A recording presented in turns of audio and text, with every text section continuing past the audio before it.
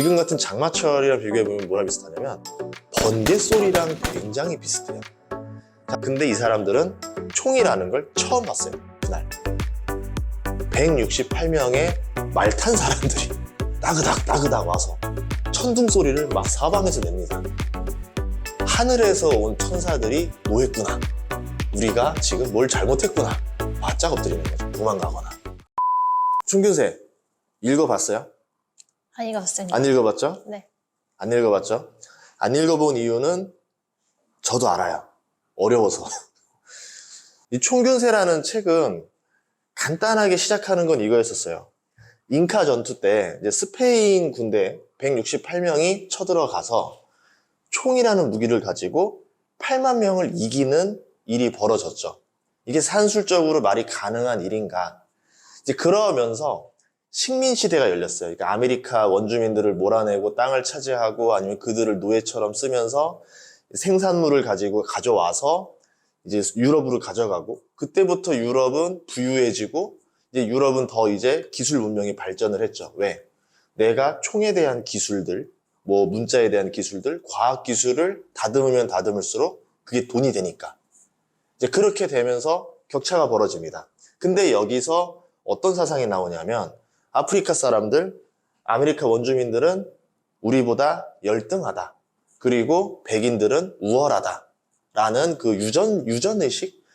뭐 과학적으로 밝힐 수는 없지만 뇌가 더 좋을 거야, 그러니까 너희가 우리 지배를 받는 거야, 이런 식으로 사상을 집어넣었죠. 그러면서 알게 모르게 지금까지도 이어지고 있는 사상이 아이들한테도 뭔가 약간 백인 인형이 더 좋을 것 같고, 그 다음에 뭐 좀 약간 흑인 인형은 좀 왠지 좀 저렴해야 될 것 같고, 뭐 이런 생각들을 가지게 된 거죠. 이거를 깨부시는 책이 총균세였던 거예요. 그래서 제가 총균세에 대해서 그 원인을 조금 이야기하도록 할게요. 지금 168명은 어디서 나왔냐면 총균세에서 나왔어요. 그래서 좀 더 들어가면 농사를 졌습니다. 그리고 이제 원주민이라고 하는 곳들은 대부분 수렵 채집에서 시작을 해서 이 과정을 발달하지 못하고 거의 그대로 갔어요.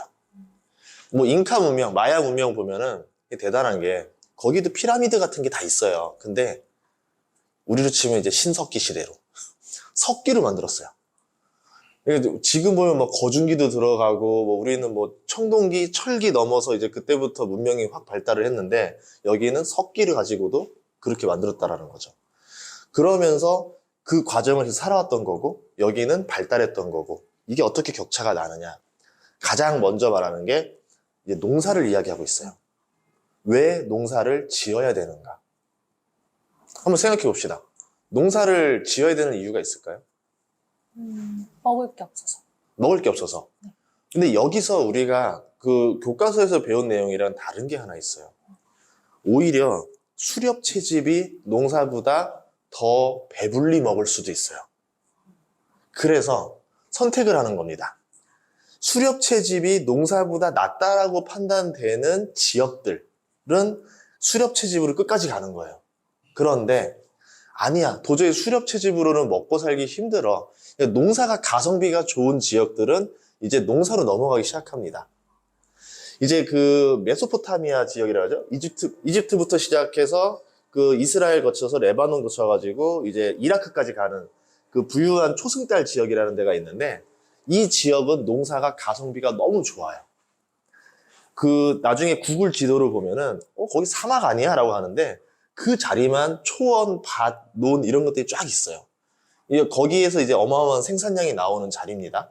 이제 그 자리에서 농사를 지어 보니까 굳이 우리가 수렵 채집을 할 필요가 있을까라고 생각을 하는 거예요. 다시 한번 생각해 봅시다. 지금 우리가 산에 간다던가 뭐 정글의 법칙을 본다던가 했을 때 인간이 먹을 수 있는 게 생각보다 많지가 않아요. 뭐 무인도에 떨궈놨다, 뭐 예를 들어서 그러면은 내가 모든 걸 다 먹을 수 있을 것 같지만 인간은 풀잎을 먹고 소화를 시킬 수 있는 능력이 없습니다. 에너지가 안 되죠. 자, 그러면은 필수 에너지인 탄수화물 어디서 가져와야 될까? 일반적으로 생각해 봅시다. 탄수화물을 주는 식물, 작물, 쌀, 벼라 그러죠. 밀, 뭐 수수, 나중에 한참 뒤에 남미에서나 발견된 옥수수 같은 거, 감자도 그렇죠. 그 전까지 남미, 그러니까 아메리카가 발견되기 전까지는 그냥 밀, 쌀 둘밖에 없었어요. 투트랙이었죠. 자, 밀 같은 경우는 조금 건조한 데서도 살 수가 있어요. 왜냐하면 밀 같은 경우는 이제 관계수로라든가 이런 게 필요 없어요. 그냥 씨를 뿌려서 건조한 땅에서 나옵니다. 밭에서도 나올 수 있어요. 근데 벼는 그렇지 않죠. 단기간에 뜨거워야 되고 5월쯤에 심어서 10월 초쯤에 추수를 합니다. 보통 6월에 심기도 하고. 근데 물을 대야 돼요. 단위 면적당 어마어마한 탄수화물을 줄 수는 있는데 여기에서 물을 대야 되니까 그 어디 강까지 해가지고 사람들이 단체로 삽을 파서 예, 물을 끌어와야 되겠죠. 혼자서 할 수가 없어요. 집단 생활을 해야 됩니다. 대신에 집단 생활을 하는 대신에 더 많은 생산량을 얻을 수 있는 게 쌀농사. 동양은 그 베이스로 갔죠. 나중에 인구를 보면은 전 세계 인구가 80억 명인데 15억이 중국에 있고 15억이 인도에 있고 세계 인구 4위인 2억 8천 명이 인도네시아에 있고 베트남도 1억 명, 인도도 1억 명, 뭐 한국도 한 5천만 명. 그러니까 어마어마한 인구가 다 아시아에 몰려 살고 있어요. 반대로 유럽이라는 나라는 영향은 많이 줬지만 인구 숫자가 아주 많진 않아요. 이제 거긴 밀 기반이었던 거죠. 그래서 밀과 쌀로 나온다. 그런데 남미에서는 그런 작물이 없었다. 지금도 플랜테이션이라 해서 남미에서 어마어마한 농사를 짓는데 거기에서 벼농사를 짓는다는 얘기는 들어본 적 없을 거예요.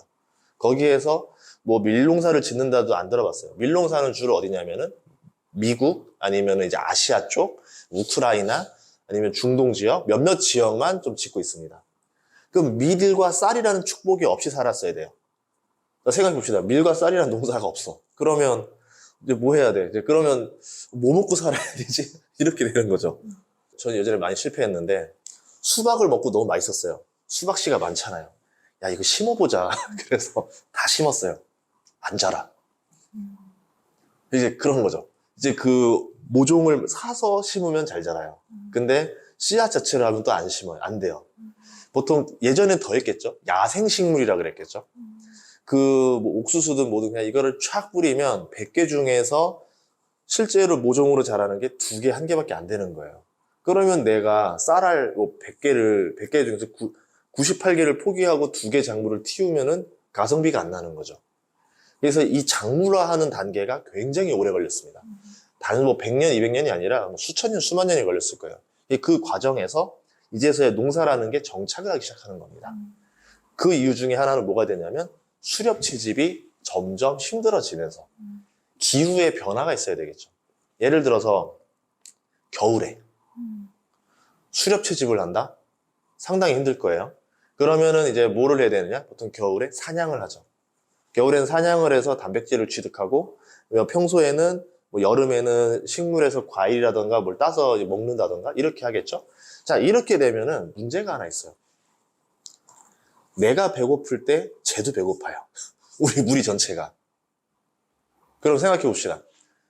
얘가 너무 배고파서 너무 힘들어요 라고 할 때 도와주고 싶어도 도와줄 수 있는 방법이 없어요. 그리고 수렵 채집이라는 거는 저장이 되지 않습니다. 잘 가야 뭐 일주일 정도 되면 상하겠잖아요. 자, 그러면 얘가 오늘 아팠어요. 뭐 끙끙 앓았어요. 독감에 앓아가지고 일주일 동안 수렵 채집을 할 수가 없어요. 근데 그런 문화가 없죠. 그냥 내가 채집해서 내가 즉석에서 먹는 뭐 정글의 법칙 문화 같은 거야. 그러면 내가 뭐 마음 쓴다고 이제 조금씩 줄 수는 있겠지만 나도 항상 배고픈데 얘를 위해서 내가 수렵 채집을 해서 대신 먹으라고 할 수가 없겠죠. 대출이라는 개념이 없습니다. 그래서 그냥 뭐라 해야 될까? 적자 생존. 그냥 운빨 좋은 놈, 안 아픈 놈이 살아남는 거고 아니면 아닌 거죠. 그러니까 인구수가 늘어날 수가 없죠. 그냥 배고프면 다 죽으니까. 그리고 뭔가 좀 병에 걸린다 그래도 죽는 거고. 그런 상황에다가 또 수렵채집이라는 거는 여기서 뭔가 사냥감이 없고 여기서 뭔가 캘 열매들이 없으면 이동을 해야 돼요. 근데 자, 임신을 했다 생각해 봅시다. 만삭이에요. 근데 이동을 하는 게 우리가 알고 있는 이런 한국에서의 약간의 이동이 아니라 아프리카라 생각해 보자고요. 자, 사하라 사막을 건너가자. 만삭으로 어떻게 건너가? 못 건너가죠. 네. 그러면서 이제 산화 제한을 했어요. 이제 이 책에서도 나와 있지만 정말 뭐 별의별 방식으로 그러니까 스스로 좀 텀을 둔다던가 뭐 낙태를 한다던가 이런 식으로 해서 이 산하를 좀 많이 텀을 뒀어요. 그러니까 평균적으로 4년을 보더라고요, 책에서는. 근데 농사를 질 때는 그럴 이유가 전혀 없는 거죠. 안정적이기 때문에 그냥 출산의 자유, 출산의 편리가 생깁니다. 그래서 뭐 한 마을에 또 모여 살다 보니까 출산을 좀 해보신 이제 할머니 분이 와서 탯줄도 잘라주고 이제 그러면서 산파라 그러죠. 이런 분도 생기니까 이제 출산을 하다가 사망하는 일도 훨씬 더 줄어드는 거고 나중에 이게 다 산부인과가 되고 얘도 발달을 하는 거죠. 이런 과정을 거치는 거죠. 자, 그러면서 이제 농사라는 게 더 장점 중에 하나가 뭐 책에서는 안 나와 있지만 저는 이걸 알아요. 대출. 대출이 생겼어요. 잉여 생산이 생깁니다. 농사라는 건 이거예요. 뭐 우리도 겪지만 어떤 해는 풍년, 어떤 해는 흉년이 생겨요. 근데 이 농사가 보면 이렇게 쫙 보통 이 기후 커피 벨트라 그래서 위도가 맞으면 대략적으로 같은 위도에서는 생산이 가능합니다. 밀가루도 미국에서 생산하고 러시아에서도 생산하고 한국에서도 할 수 있고 중국, 유럽 다 할 수 있잖아요. 자, 그럼 유럽이라는 지역이 밀가루 흉년이 났어요. 러시아에서 사오면 돼요. 교환을 할 수 있다는 거죠. 그럼 러시아 입장에서는 이번에 풍년이 났어요. 이걸 가지고 유럽에다가 빌려주거나 팔아먹거나 교환을 하거나 거래라는 게 생길 수 있게 됩니다. 이 경제라는 시스템이 농사 때문에 나올 수 있었던 거죠. 잉여 생산이 나오기 때문에 이제 여기서는 이런 말도 하죠. 군대가 나올 수가 있었다. 오로지 농사에 투입되지 않고 잉여 생산을 가지고 월급을 받으면서 뭔가 전문적인 일을 하는 사람이 나올 수가 있게 되었다. 수렵 채집에서는 그런 거래라는 게 존재할 수 없기 때문에 잉여 생산도 나올 수도 없고 계급이라는 게 나올 수가 없습니다. 그냥 가족 단위로 이동을 하면서 사는 거죠. 그러면 내가 이 가족 무리가 저쪽 가족 무리가 배고프다 한들 이 가족 무리가 도와주지도 않게 되는 거죠. 완전 이제 그 가족 문화, 개인 사회가 되는 겁니다. 근데 여기서부터는 집단 사회로 바뀌죠. 잉여 생산.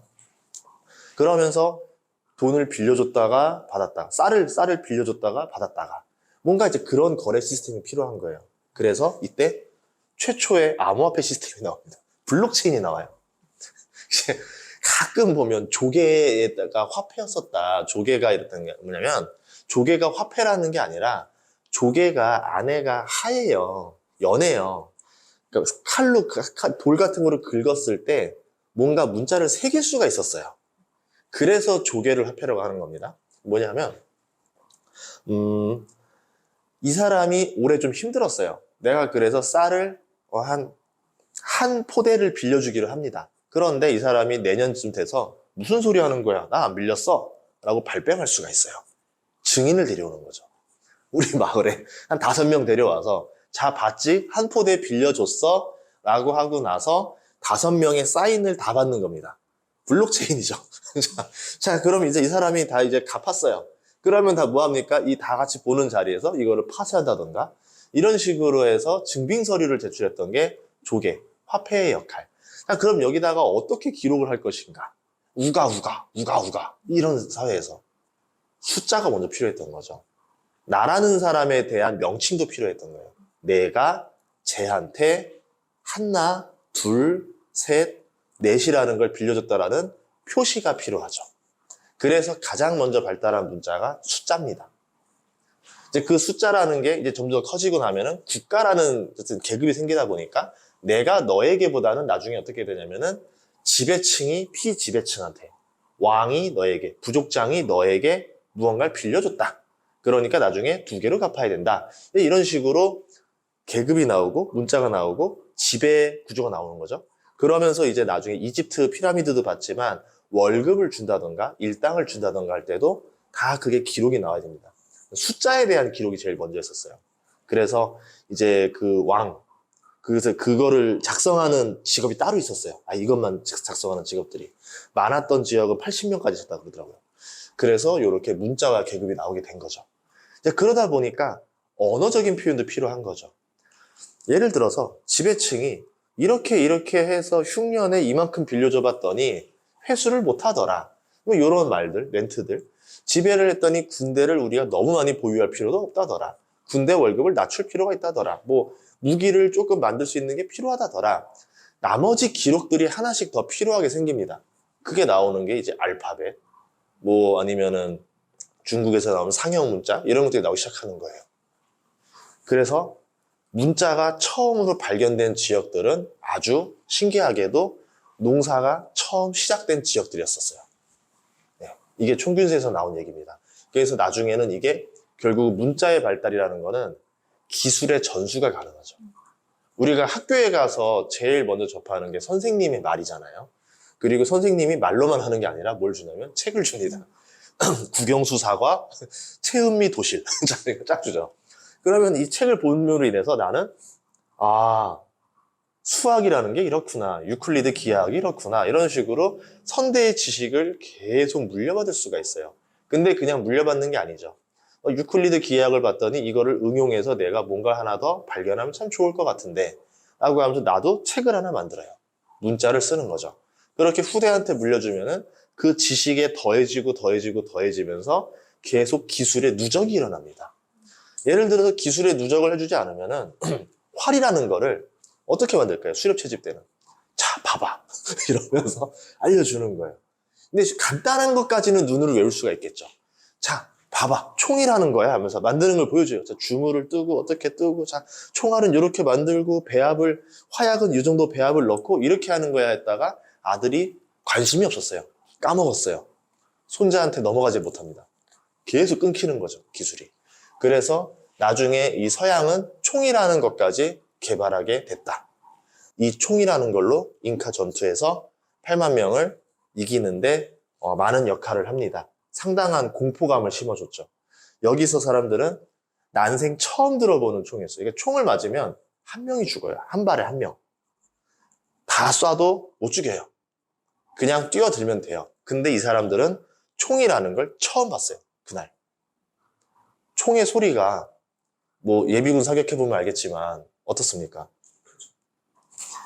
산을 울립니다. 쩌렁쩌렁. 지금 같은 장마철이랑 비교해보면 뭐랑 비슷하냐면 번개 소리랑 굉장히 비슷해요. 자, 그러면 과학기술이 발달하지 않던 시절에 번개가 치면 이렇게 믿었어요. 하늘이 노했다. 168명의 말 탄 사람들이 따그닥 와서 천둥 소리를 막 사방에서 냅니다. 하늘에서 온 천사들이 노했구나. 우리가 지금 뭘 잘못했구나. 바짝 엎드리는 거죠. 도망가거나. 이렇게 되는 거죠. 그러니까 이거는 전투가 아니라 거의 뭐 종교의 개념으로 되면서 이 사람들이 먼저 했고, 자, 금을 다 갖다 바쳐라. 이러면서 금을 갖다 바치게 되고, 얘네들 금 되게 많았구나. 이러면서 야, 얘네들 다 잡아가지고 지배를 해야 되겠다. 이렇게 된 거죠. 이렇게 된 겁니다. 자, 그 다음은 뭐냐면 균이에요. 이 가축 덕분에 인간이 많이 죽었습니다. 진짜 많이 죽었어요. 우리가 알고 있는 전염병에 해당되는 것들이 죄다 가축의 배설물에서라던가 가축으로 인해서 다 옮은 거예요. 대표적으로 뭐 콜레라, 천연두, 패스트, 흑사병, 예전에 말하는 에이즈도 이제 특히 동물에서 기원했다고 생각하고 말을 하더라고요. 이런 것들. 최근에 보면은 그 코로나 같은 경우도 박쥐, 이런 얘기를 하잖아요. 결국은 다 동물들과 연관이 있어요. 그런데 신기한 거는 우리가 코로나를 겪어봤잖아요. 첫 해에는 치사율이 굉장히 높습니다. 균이. 근데 균도 생각해 보니까 내가 너무 했던 것 같아. 이러는 거예요. 얘 입장에서도 인간이 너무 빨리 죽으면 좋을 게 없어요. 얘가 죽을 듯이 오래 살아줘야 더 많은 사람한테 기침을 퍼뜨리고 비말을 퍼뜨리고 막 피부병을 퍼뜨려서 오래오래 살아남을 거 아니에요. 그래서 균이 진화를 합니다. 점점점 약해져요. 약해지고 널리 퍼질 수 있게 진화를 해요. 그래서 한 번씩 또 돌고 도는데 대부분의 지금 사람들은 그 균에 대해서 거의 다 적응을 했습니다. 이 가축을 데리고 있다 보니까 가축과 이렇게 살잖아요. 특히 가축의 똥이 옛날에는 그 보배였어요. 이걸 가지고 퍼서 농사 짓는 데다가 펑 하고 뿌리면 그게 그렇게 잘 자라요. 척박한 땅에서. 그러니까 이 가축은 똥도 활용할 수 있었던 거죠. 근데 이 가축의 똥이라던가 이런 배설물들 이런 것도 쥐가 먹고 해충들이 먹고, 근데 우리는 또 똥 묻은 이제 식물들, 작물들을 만졌을 거고 손 안 씻었을 거 아니에요, 그 당시 때. 그거 그대로 먹었을 거고, 이 균에다가 또 새로운 균이 변이가 돼서 나오면은, 바이러스가 나오면은 다 같이 걸리고, 이런 게 됐던 거죠. 그래서 어떤 일이 벌어졌느냐. 콜럼버스가 이제 아메리카를 발견했잖아요. 아메리카를 발견해서 내렸는데, 콜럼버스가 총으로 죽인 사람 수보다 콜럼버스의 균으로 죽인, 콜럼버스 그 일행들의 균으로 원주민들한테 갔더니 원주민 입장에서는 난생 처음 보는 균들인 거예요. 딱 저 사람이 왔는데, 저 사람은 내성이 쌓였으니까 상관이 없죠. 콜레라, 천연두, 페스트, 뭐 별의별 거 다 가지고 있어. 그 균들이 막 퍼지는 거예요. 이 사람 입장에서는 항체라는 게 존재하지 않죠. 이제 아마 대부분 사람들은 코로나에 대한 항체가 생겼을 거예요. 근데 이제 이 수렵채지 민족들은 고립된 민족에 살다 보니까 청정 지역에서 살다가 가축으로 인한 온갖 질병들이 다 날라오면서 당하기 시작합니다. 엄청난 인구 감소를 겪었죠. 물론 유럽에서도 계속 수많은 일들이 주기적으로 벌어지면서 계속 인구 감소가 있었습니다. 그때 패스트 때만 해도 유럽 인구 3분의 1이 죽었었거든요. 그런 것처럼 이런 일들이 계속 나오고 있다. 그래서 균이라는 게 농사를 지은 민족들이 가축과 함께 했기 때문에 균에 대해서 항체가 생겼고, 그래서 민족과 민족이 만났을 때 그거를 전달하게 된다. 근데 이게 교류가 많으면 많아질수록 그 균에 노출되는 확률이 높아지겠죠. 그래서 비행기, 항공편 이런 게 많아지고, 사람의 어떤 이동이 활발한 지역들, 대표적으로 미국으로 향하는 비행기가 제일 많을 겁니다. 이런 데들, 중국으로 향하는 비행기도 엄청 많을 거고, 이런 비행기들 속에서 플랫폼, 이런 데서 굉장히 빠른 전염들이 일어난다는 거죠. 과거에는 그냥 그 지역의 역병이라 불렀어요. 조선시대에서도 어디 역병 났대 그러면은 역병 그 지역을 봉쇄해버리죠. 출입을 통제하고 걸려서 죽은 사람들을 다 불에 태워버립니다. 그렇게 해서 통제를 하다 보면은 옆마을까지 전이가 안 되고 어떻게 끝나요? 근데 지금은 그런 시대가 아니에요. 홍콩 독감, 코로나 이러니까 전 세계로 순간적으로 다 퍼져버려요. 그래서 앞으로도 굉장히 많은 전염병이 도래할 것이다 라고 예상을 하죠. 근데 뭐가 나올지 모르니까 미리 개발할 수가 거의 없기는 하죠. 근데 이제 그거를 미리 개발을 해서 만약에라도 비슷한 형태로 만들어 놓은 다음에 이게 떴네? 이게 가장 흡사한 항체 바이러스 치료제니까 얘를 쓰자. 이런 식으로 지금 만들고 있는 문화들이 있는 겁니다. 요거고요. 그 다음이 쇠. 농사를 짓다 보니까 더 강하게 잘 가는 게 필요해요.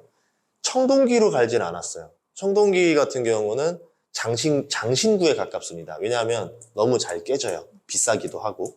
그래서 석기로 갈다 보니까 너무 무겁고 농사 짓기 쉽지가 않죠. 그래서 업그레이드를 합니다. 철이라는 게 나온 거예요. 이 철이 나오면서 쇠라는 걸 만들고 하는데, 이 기술이 굉장히 어려워요. 그 불순물을 제거해야 되고, 이거를 끓는 용광로 같은 게 있어야 되고, 여기서 부어서 아주 고도의 온도, 3000도까지 올릴 수 있는 이런 불무라 그러나요? 이게 또 필요하고, 거기서 이제 식혀가지고 빠르게 냉각시켜서 단단하게 만들어줘야 되고, 강성도 만들어줘야 되고, 근데 여기는 이게 가능했던 이유가 잉여 생산이 있었죠. 이것만 연구할 수 있는 사람도 있었던 거예요. 만들어서 팔 수가 있죠. 우리말로 대장간이라는 게 존재할 수 있었습니다. 근데 지금 나머지 오스트레일리아라던가 아메리카라던가 이런 데서는 이런 거를 발견하기 쉽지가 않았죠. 왜? 이 기술을 전수해주기도 쉽지가 않고 잉여 생산도 없었거든요. 그리고 이 사람들은 잉여 생산이라는 맛을 봤어요. 내가 노동을 안 해도 돈을 벌 수 있구나. 한마디로 농사를 짓지 않아도 먹고 살 수 있구나라는 거를 알게 됩니다. 프로페셔널이라는 게 등장하기 시작하죠. 아까 대표적으로 제일 먼저 시작된 직업 2개가 있는데, 군인과 창녀. 군인이 있기 때문에 그렇게 된 거예요. 그리고 나온 게 또 뭐냐면 노예. 자, 그러면은 내가 저쪽을 정벌해요. 정벌해. 그래서 그 사람들을 다 잡아와요.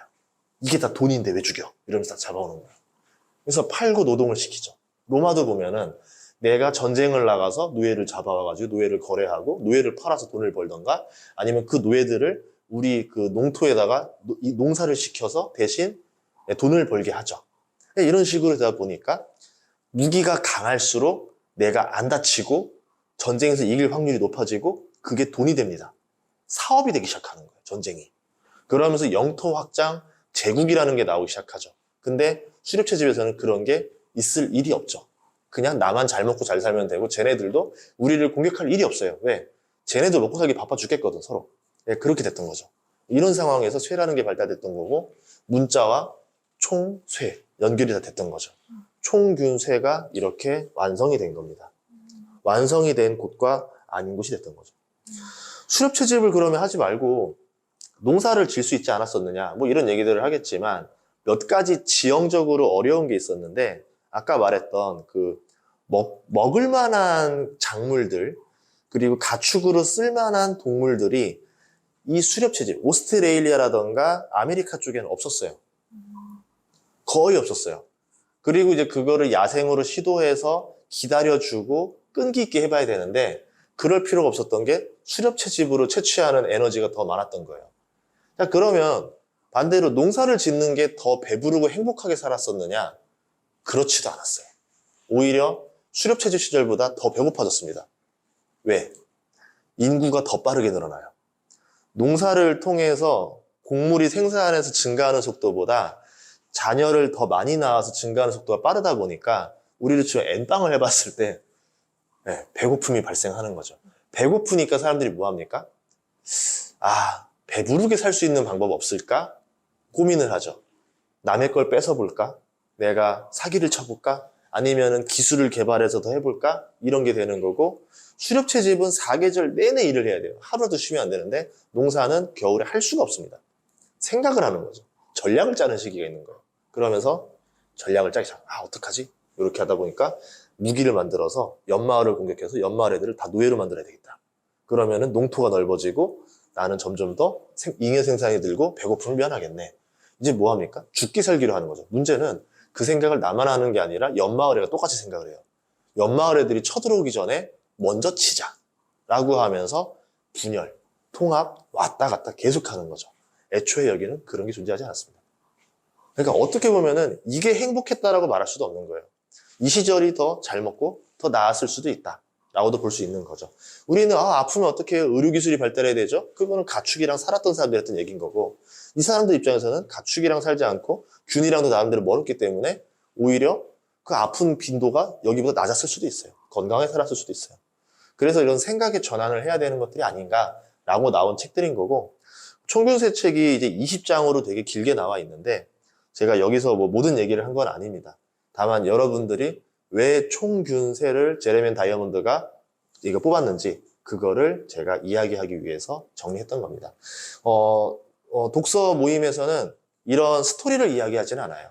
여러분들이 그냥 이거는 단순하게 알고 있는 뭐 리뷰라든가 독후감을 통해서 알 수 있는 내용들인 거고 저는 그게 아니라 왜 이렇게 됐는가 역사를 인류의 역사가 이렇게 됐다는 거고 그럼 인류가 가지고 있는 대중의 심리 공통적인 생각 그리고 살아남은 전략들 베이스들을 가지고 경제학에다 그대로 적용해 보는 거예요.